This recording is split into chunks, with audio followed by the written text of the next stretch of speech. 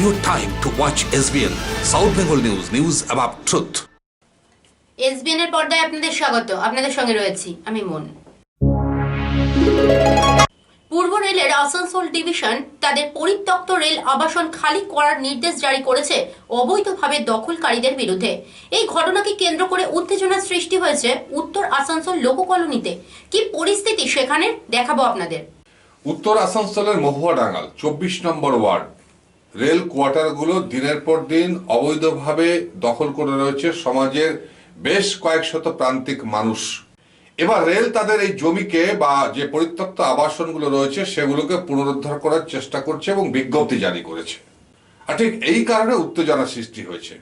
যারা দীর্ঘদিন ধরে এখানে বসবাস করছে, যদিও তারা অবৈধভাবে বসবাস করছে, তাদের দাবি আমরা এখন কোথায় যাব, আমাদের পুনর্বাসন দিতে হবে।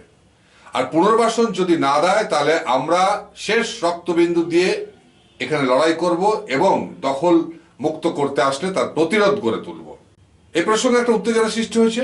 প্রথমেই দেখাবো রেলের যে বিজ্ঞপ্তিটা, সেটা আপনাদের সামনে তুলে ধরছি।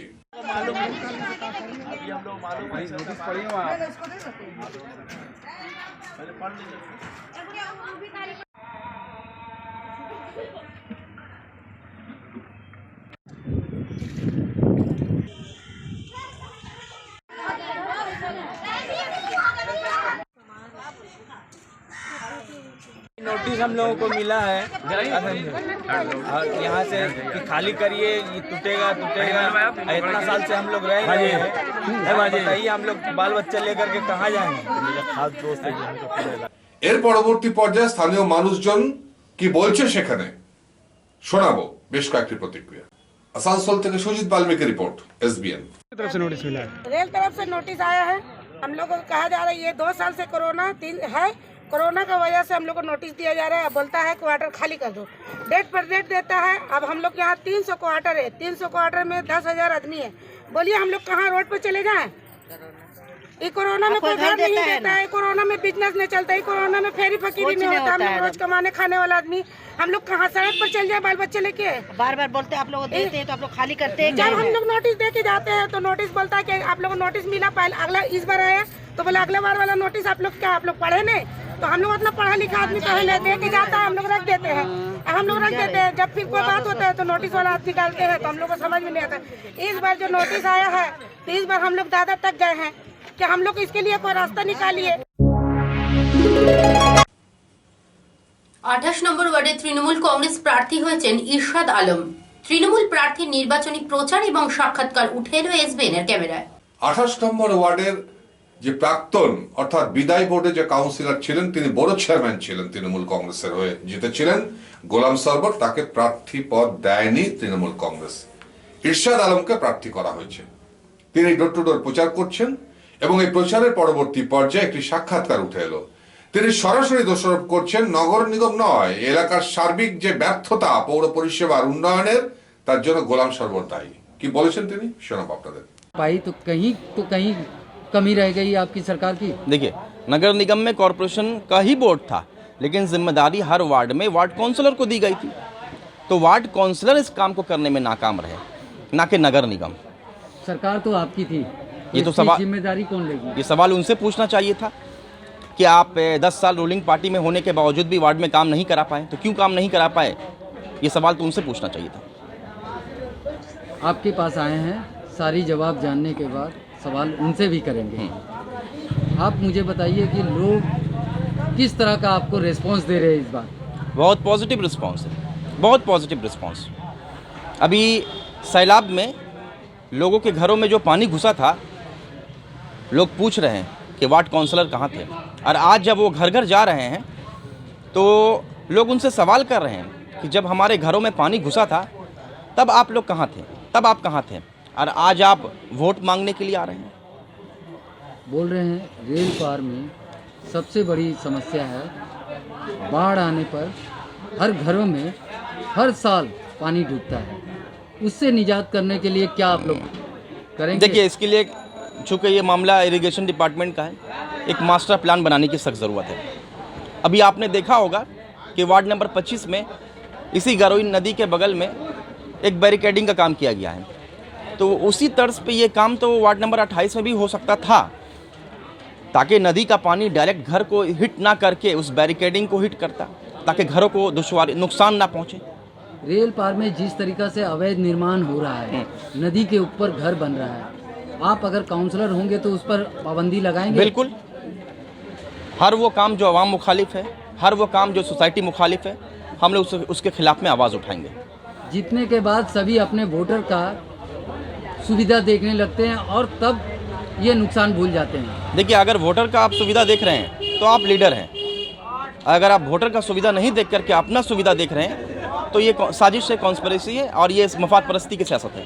तो अगर वोटर आपका गलत काम करेंगे तो उनको छोड़ देंगे? नहीं, बिल्कुल नहीं। आप राइट पे काम कीजिए, आप लीगल पॉइंट पे काम कीजिए। परिचय और वार्ड नंबर बताइए। जी, मेरा नाम मोहम्मद इरशाद आलम, वार्ड नंबर 28 से तृणमूल कांग्रेस का कैंडिडेट।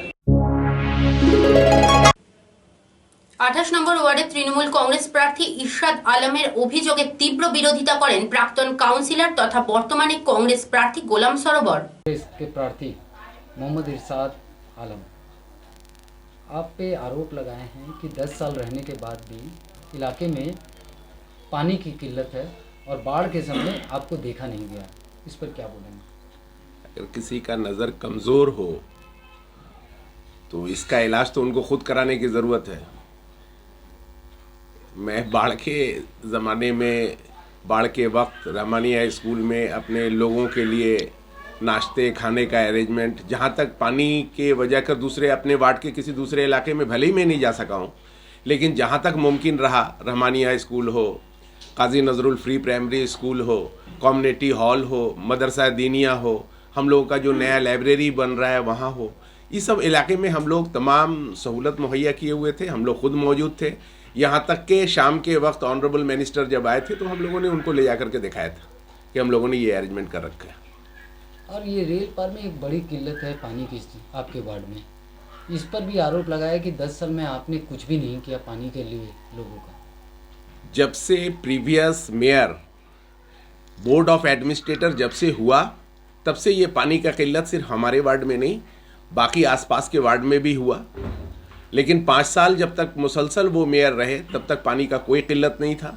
हम लोगों ने उसको और बेहतर करने के लिए मेयर के ज़रिए हम लोगों ने 2 करोड़ का प्रोजेक्ट, हम लोग नेशनल मैरिज हॉल के पीछे ज़मीन लेकर के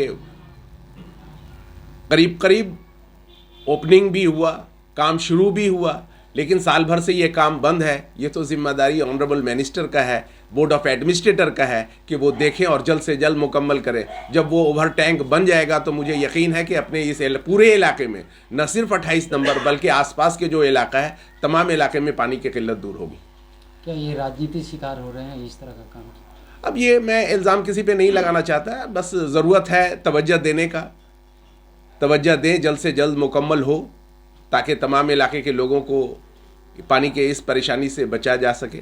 हम लोग बने एक नया पाइप लेकर के आए थे भिश्ती महल्ला से होकर के इस तरफ, और उस करीब करीब 30-40 स्ट्रीट टैप है सिर्फ, वो सहूलत हम लोगों ने दिया। एक रामकिशुन डंगाल से हाजी नगर होते हुए जो पाइप आया है, उस पाइप में चूँकि उस इलाके में इतना कनेक्शन हो गया है कि वो पानी का प्रेशर एकदम ख़त्म हो गया है।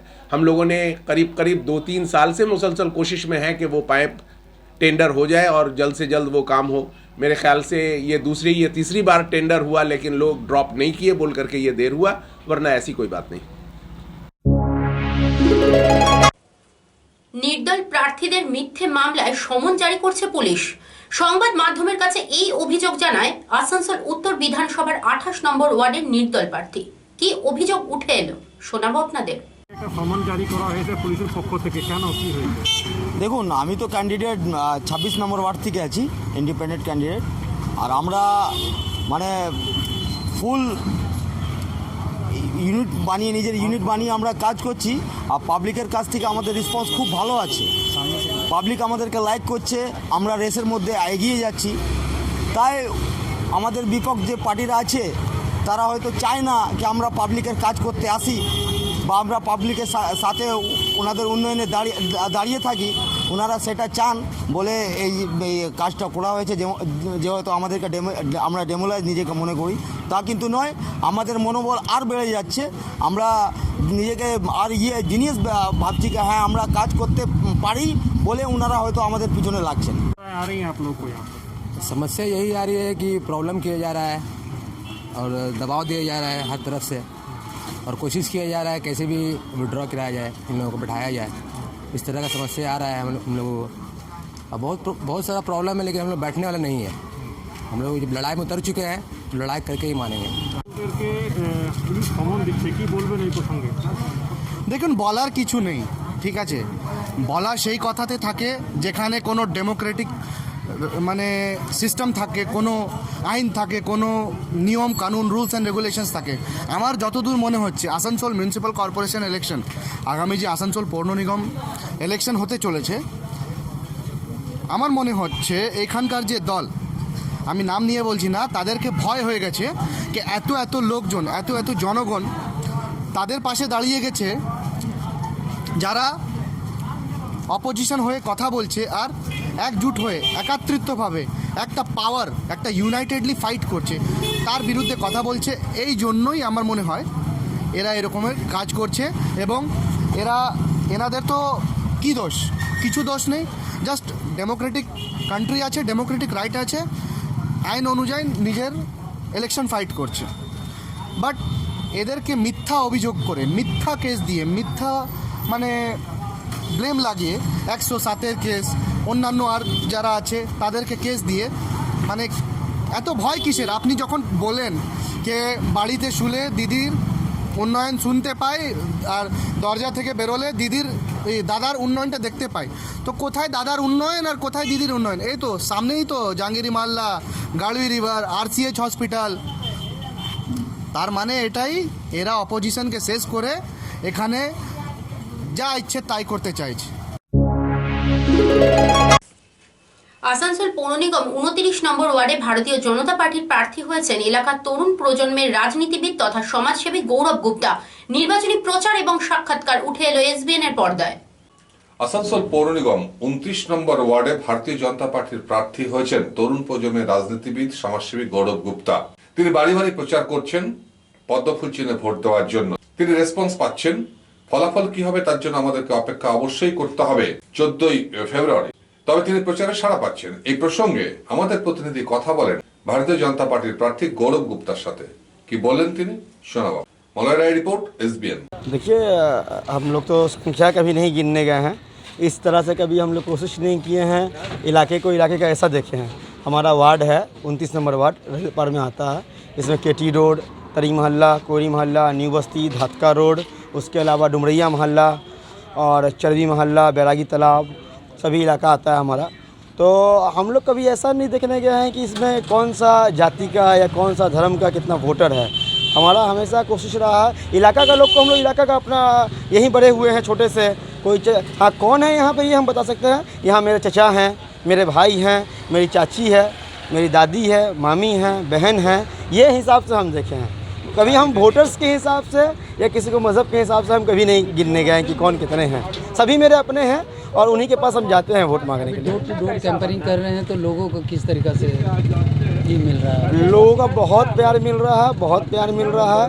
और सुबह निकलते हैं घर से, यहीं पे जाते हैं घर घर में वोट मांगने। ये समझ लीजिए, हमको लगता है यहीं पे हम चाय पीते हैं, कहीं से कहीं नाश्ता करते हैं, कहीं खाना खाते हैं, बस यहीं पे हम घूम रहे। बहुत प्यार मिल रहा है लोगों से। ये तो वोट की तिथि आगे बढ़ा दी गई है, तो आज लोगों के पास आप लोग कैंपेनिंग के दौरान क्या बता रहे हैं? वोट की तिथि आगे बढ़ा दिया गया है लोगों को। हम बता रहे हैं, देखिए कोरोना जो है फिर से बहुत ज़्यादा स्पीड में फैल रहा है, इसलिए जागरूक रहें, मास्क का उपयोग करें, सैनिटाइज़र का उपयोग करें और जो गाइडलाइन है कोरोना का उसको मानते हुए आगामी 12 फरवरी जो डेट दिया गया है चुनाव का, उस दिन ज़्यादा से ज़्यादा संख्या में कोरोना का गाइडलाइन को मानते हुए मतदान करने के लिए मतदान करें। সাউথ বেঙ্গল নিউজ এখনকার মতো এ পর্যন্তই। দেখতে থাকুন south Bengal news, news about truth.